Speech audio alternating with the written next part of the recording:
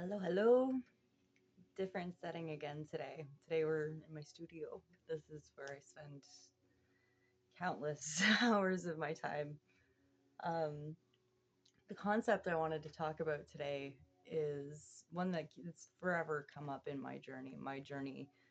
Not just in conscious awareness of self and of, memory and of life, but in my journey as a whole, like having experienced loss at a very early age, or losing people close to me, or like so many things that cause that permanent break, and nothing is quite as permanent as death.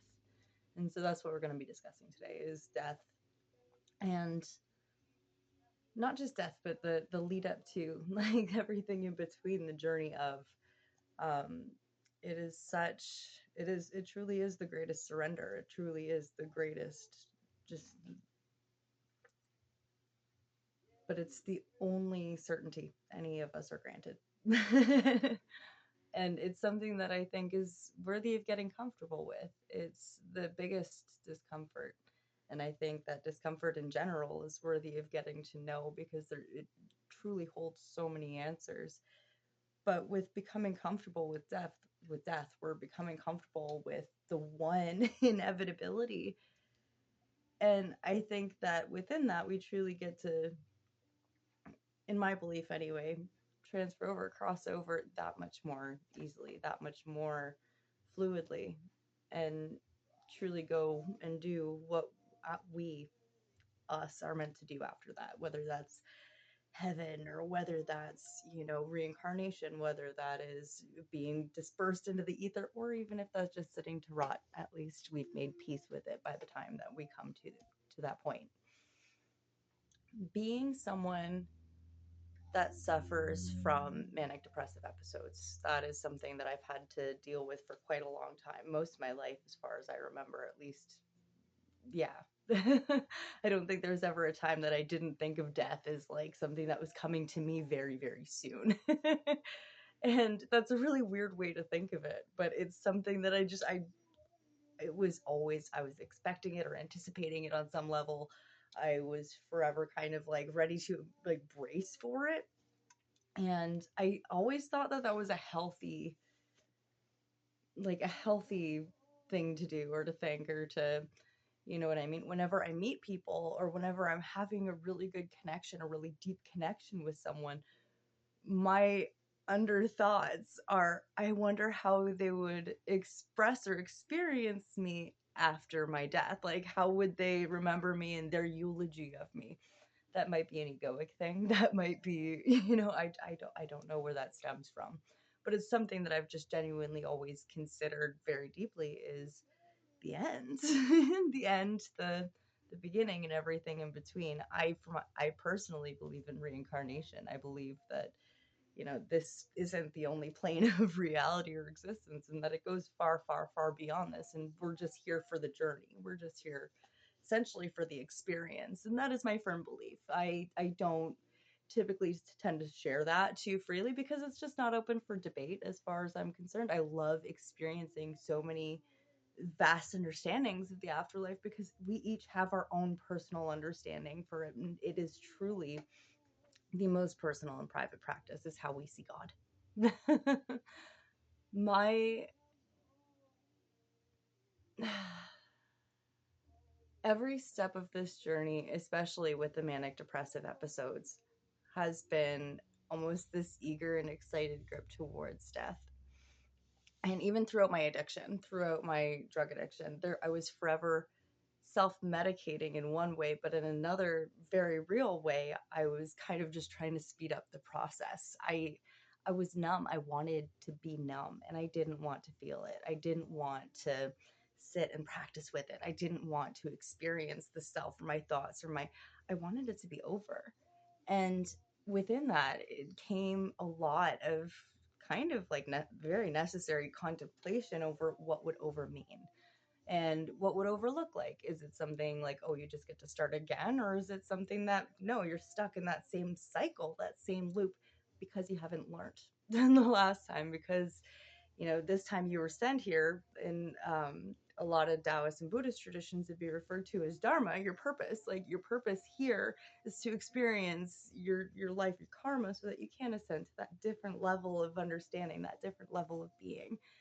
And that's what in my understanding anyways, that's what reincarnation is. It's that loop, it's that cycle. You're existing to experience and to understand so many layers of this makeup, like this very complex network of people and emotions and passions and fears and control. And there is no bad, there is no good, it all just is necessary. And I truly, truly do believe that that is the loop we're on, is just the experiential loop. And so for me, my understanding of death is just, it's like greeting an old friend. A friend of mine had actually brought that topic up the other day, greeting death like an old friend, and nothing sits quite as palpably in my chest, because it really is just stepping into the one thing you've known for certain your entire life was going to happen. And then you're stepping into the greatest unknown you could ever possibly step in, aside from being born. Like, that's huge. That's huge. And of course, like, the loss within our family, the loss within the network outside of ourselves, it's palpable. It's traumatic, is what it is. It's something that's remembered for the rest of their lives, for the rest of their journey here in the physical. To kind of step back for a minute and to bring up my comfort in terms of speaking about death and wanting to head towards it as someone who's experienced mania and depressive episodes, is I'm not speaking from a place of encouragement towards that, as much as I am speaking as someone who genuinely has unalivable thoughts on a very regular basis, even being quote unquote healed, man, on my journey, figuring it out, intensive psychotherapies, intensive deep dives, having endless avenues of support and mentors, and like, me, someone who is this supported, still experiences that deep dark, that heavy. It does not go away. And so my position on this is not a place of blame or shame to anyone who is unalive themselves, because truly, this journey is fucking unbearable. To be standing with this level of, optimism towards the future for any single human experiencing depression is, it's inexplicable. Despite all the words I have at my reserve, I cannot find words enough to describe how deep that dark is, and how badly that sometimes they just need that love and understanding, regardless of whether or not it makes sense. But to succumb to that, it, I can't blame them for it. I just can't. I can, however, be of support to anyone else who is still here, who is just on this fucking journey, just doing it. It's not easy. It's not. And I like to think of my life now after my last attempts, because there had been quite a few, that I am experiencing, like, every now and again, I see myself outside of my head as a way to remind myself why I'm still here. And I experience myself as viewing another reality where this is the life I would have lived had I not have done that act. And to see me living this life where I'm genuinely healthy despite my autoimmunity. I'm genuinely happy despite sources' efforts to, make me unhappy. Not saying the source is against me, but to say that, like, I perceive the world is against me a lot, but I'm still happy. I get to know love on a very genuine, very deep, and a very unconditional level. And I get to know happy, like, I get to be here and experience the life that I was very adamant not to experience. And I want to share that. with every single human I can, because that is a very, it gets really easy after a while to say, I don't need to do that. I don't need to cut it all off whenever you've experienced so much. And on that worst day, on those worst days, wasn't enough to take you out. It wasn't enough to stop the cycle. And so to move forward in a different light, I would like to really just fully, fully put into view. It's it's a rough journey. The roads ahead are so tumultuous, but this is part of the journey for a reason. This pain is so necessary to feel. There are answers in agony that could never be answered out of happiness. You can't be fed a silver spoon life and expect to know the depths of hell. um, and it's cyclical. Truly, everything is cyclical. We often try to escape death. We try to cheat death by, avoiding aging, by changing ourselves, by trying to hack our bodies to, slow the process just that little bit more, instead of just being with our bodies every step of the way. We're so adamant to, cover death up, to cover the, those who've passed, because it's painful to think of them, or because it's painful to see them and their their final form.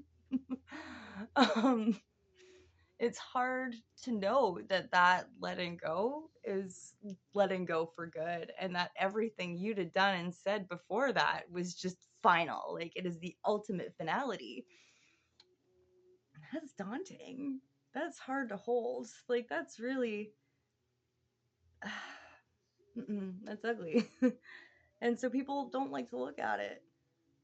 I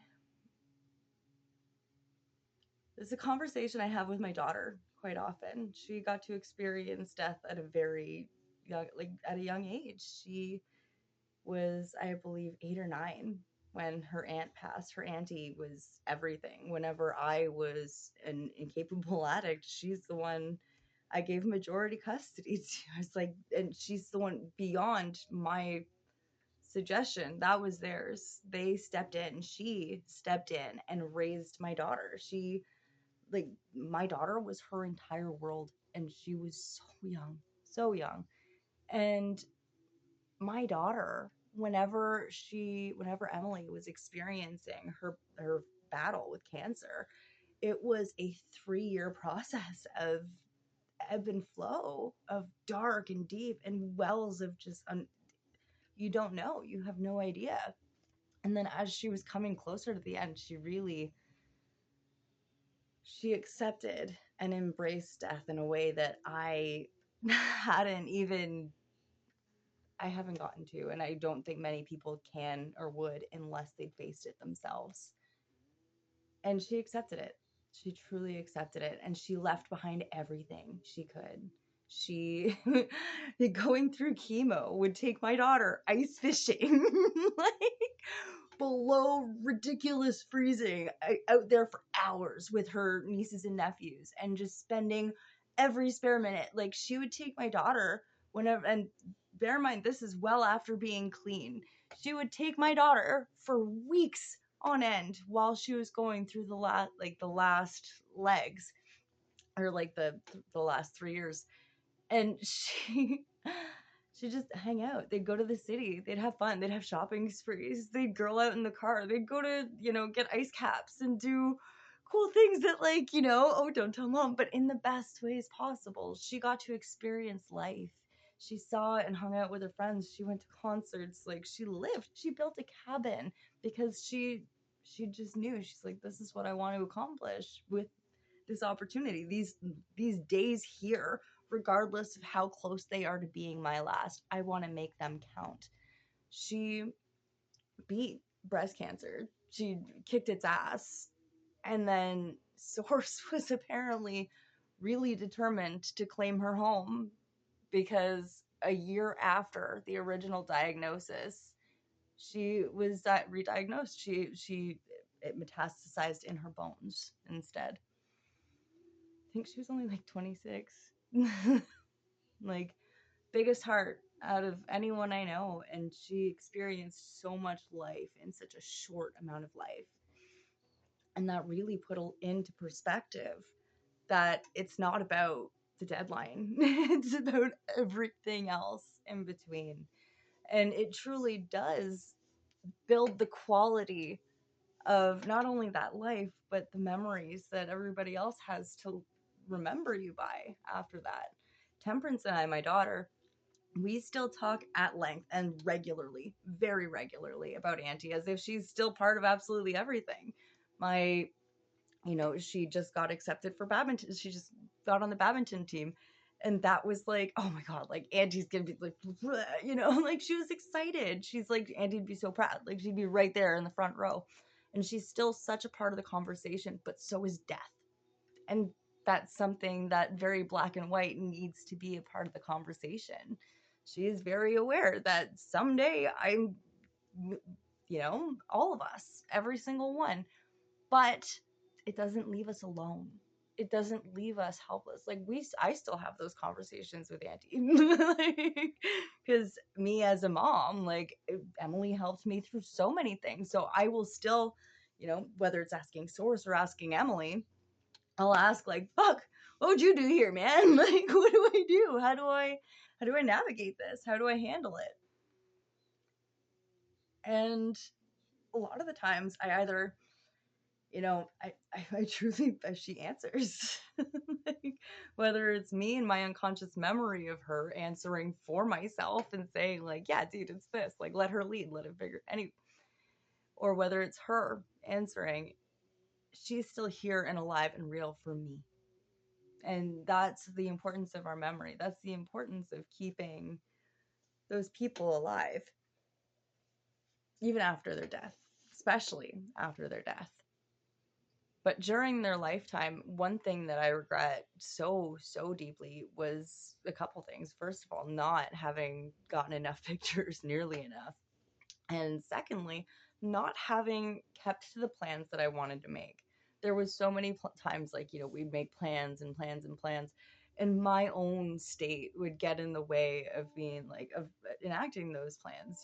She would go along and do fucking magnificent things, and I was always so stuck in my depression, in my sadness, in my just low energy, my blah, and I really didn't have the want or have the urge to go out, and it was so hard convincing myself to do those things regardless of how little perceived time we had left.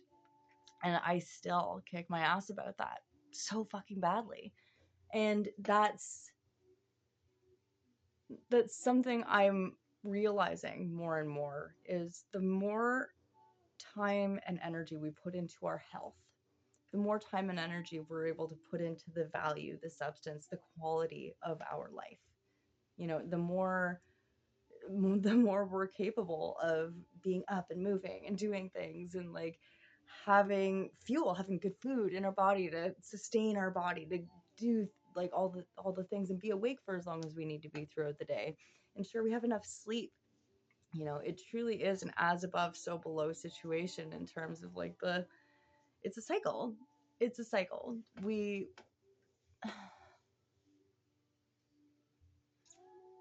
fear death, but we don't appreciate life.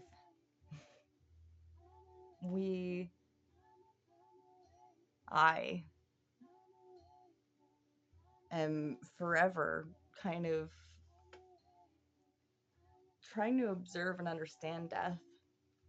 And I don't think it's necessarily meant to be understood, but it is something that's meant to be considered regularly and to embrace. My daughter and I had a really good conversation in the kitchen the other day, sitting on opposing counters and just having a chat. And it was about whenever I pass. And she's like, man, that's going to cut. Like, that's going to hurt. And she's like, it's going to hurt for a long time. And she reminded me, and she's like, if you yourself, she's like, she's like, I'll chase your ass, and then you're stuck with that. Oh, she's my kid. Anyway, but and it's and so I expressed to her, I'm like, I wouldn't do that, not just for her, but for the sake of like, I can't.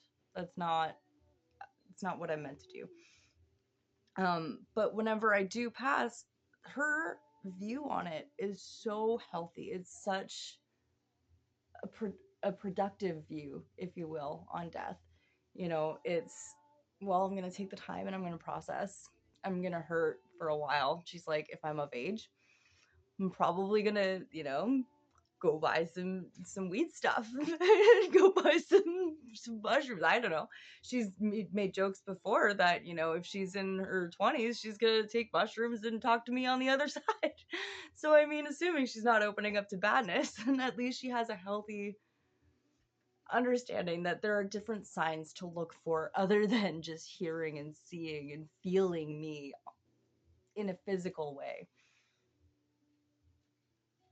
And I think that's almost an egoic thing we hold on to, because it's us humans will hold on forever to the losses of our environment, of our people, of our friends, of our family.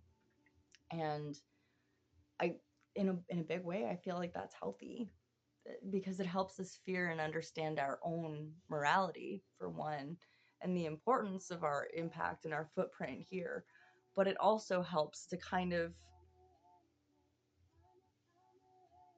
encourage us away from things that would be wasting those opportunities, that time. Emily was 26. Within a month of losing her, I had lost a dear friend to me. He was one of my mentors tattooing. I've known him since I was very young. He was a family friend of mine. Um, and we'd spent a lot of life together, and he had passed away within 2 to 3 weeks of her going, and he was 54, 55 at the time. So it's two very different ends of the spectrum. One, we were expecting and understood for years that this might and very possibly could be an inevitability, and with his, it was very sudden, very unexpected, and no one saw it coming. He just dropped at work, and that was it. And those two very different ends of the spectrum really reinforced for me that, like, every opportunity you pass up, every, you know, change that you keep putting off and saying, like, oh, well, it's okay, I'll get to it when I get to it, or like, when I'm ready. When you're ready doesn't often happen at a convenient time. No one's ever ready for much of anything. If you're gifted an opportunity, there's no point in squandering it just because you don't think that now is the time. If the universe is presenting you with a fucking opportunity, take it. Doesn't, like, you won't be comfortable at first. You're not going to be comfortable at first with anything that you do outside of your own norm, but it's worth the experience points. It's worth being able to sit with yourself, to know yourself in that capacity, whether or not it makes sense to other people, whether or not it, fits within your family's religious beliefs during your upbringing. You have to find and pave that own road for yourself. You have to be able to kind of carve the path to lead the way, because other people will follow you. And it's not out of a need for people to follow. It's not out of a need for people to understand, but it's to help show other people that it's possible. My sobriety wasn't for other people, but it's helped show other people that there's a way. My sharing this, sorry, as much as I'm grateful for every single one of you, it's not for you. It is for you. It's for me to be able to share my experience in hopes that it helps someone who's able to relate on one level or another. Someone who might be experiencing these lows or these contemplations, and to be eager to embrace the exit, you know? Hopefully it encourages them to look at what the pain has to offer instead. If we're going to suffer, we may as well choose what we're suffering for and what we're suffering with. May as well allow ourselves the opportunity to, instead of faking it until you make it, spending our life, spending each valuable fucking day, each minute towards something that makes sense and is authentic to the life that we actually wanted to live. That way, whenever people are at our funeral or at our celebration of life or remembering us miles after we've been gone, that way, when they think back about us, they can think of the most authentic version of ourselves that we left back or that we left behind and what that imprint did to them. We can leave those memories, those reminders to those people whenever they're like, what would Brooke do? What would such and such do? You know, we can have them in that moment, have that memory of us, have that fractal of our energy to be like, oh yeah, they would have done this. Or just, be that friend in the afterlife to give your friend that tap on the head, be like, hey, don't say no. Or like, if you're going to say no, have a reason, have a boundary, set that foundation and own it. I feel like this got more ramble ranty than I intended it to. I gardened a little bit before I came in here. However, random art thoughts. Life is precious. Love is precious. Love's hard. Life's hard. Don't accept things that are too hard to stand for. If it goes against who or what you are and it doesn't make sense to you, then just don't do it. You don't even have to tell them or tell anyone or anything that you're not going to do it. Just don't do it. And do something that makes sense to you instead. Do something that feels good and authentic and pure to you instead. Go make some art. Play with your snake.